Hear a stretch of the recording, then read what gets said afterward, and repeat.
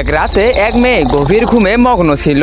হঠাৎ তার মাথা ধর থেকে আলাদা হয়ে যায়। ফুরুয়াপাড়া গ্রামে পরের দিন সকালে কেউ বুঝতে পারলো না এই মৃত্যু আসলে কিভাবে হলো। পরের রাতে আবারও সেই একই ধরনের মৃত্যু ঘটতে থাকলো। সবার পরিণতি একই হলো। সকালে পুরো গ্রাম জুড়ে শুধু লাশ আর লাশ। ঠিক তখনই ফুরুয়াপাড়া গ্রামে প্রবেশ করলো রাজস্টার। সে গ্রামবাসীদের কাছে এসে জিজ্ঞেস করলো, কি হয়েছে, এত সকালে আমাকে কেন ডাকলেন? তাদের মধ্য থেকে সর্দার বলল, রাজস্টার, এই গ্রামে ভূত আছে। রাতে কি হয় জানি না, কিন্তু পরের দিন সকালে ৫-৬টা করে লাশ পাওয়া যায়। দয়া করে খুঁজে বের করো কে এই কাজ করছে। রাজস্টারের গা শিউরে উঠলো। তবুও সে রাতে মোটরসাইকেলে করে পুরো গ্রাম পাহারা দিতে লাগলো। রাজস্টার সব গলি ঘুরে দেখলো, কিন্তু কিছুই তার হাতে এলো না। পরের সকালেও মৃত্যুর সংখ্যা কমলো না। আবারও লাশ মিলতে শুরু করলো। রাজস্টার ভীষণ রেগে গেল। এটা কিভাবে হতে পারে? রাতে তো আমি অনেক ভালোভাবেই পাহারা দিয়েছিলাম। মনে হচ্ছে এটা কোনো ভূতের কাজ নয়, বরং গ্রামের কোনো মানুষেরই কাজ হতে পারে। রাজস্টার যখন সেই বাড়ি থেকে বের হচ্ছিল, তখন তার চোখে একটি ঝাড়ু পড়লো। রাজস্টার তেমন মনোযোগ না দিয়ে চলে যাচ্ছিল।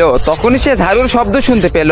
একজন গরিব দেখতে লোক ঝাড়ু দিচ্ছে। ঠিক সেই মুহূর্তে রাজস্টারের মাথায় বুদ্ধি খেলে গেল। আরে, ঠিক এরকম ঝাড়ু তো আমি ঘটনার জায়গা দেখেছিলাম। ওটা ছিল পুরনো, আর এর কাছে যে ঝাড়ুটা আছে এটা তো নতুন। কিন্তু এর পুরনো ঝাড়ুটা ঘটনার জায়গায় কি করছিল? রাজস্টারের সন্দেহ সেই লোকটির দিকেই গেল। তো গাইস, এরপরে কি হয়েছিল? ওই লোকটিকে মানুষের মাথা ধরে থেকে আলাদা করছিল, নাকি অন্য কোনো কাহিনী আছে? তোমরা সেটা দেখতে পারবে পার্ট 2-তে। তো পার্ট 2 দেখতে চাইলে ভিডিওতে লাইক করে চ্যানেলটিকে সাবস্ক্রাইব করে দাও, আর কমেন্টে পার্ট 2 লেখো। আর টিকটক, ফেসবুক থেকে দেখে থাকলে ফলো করে দাও।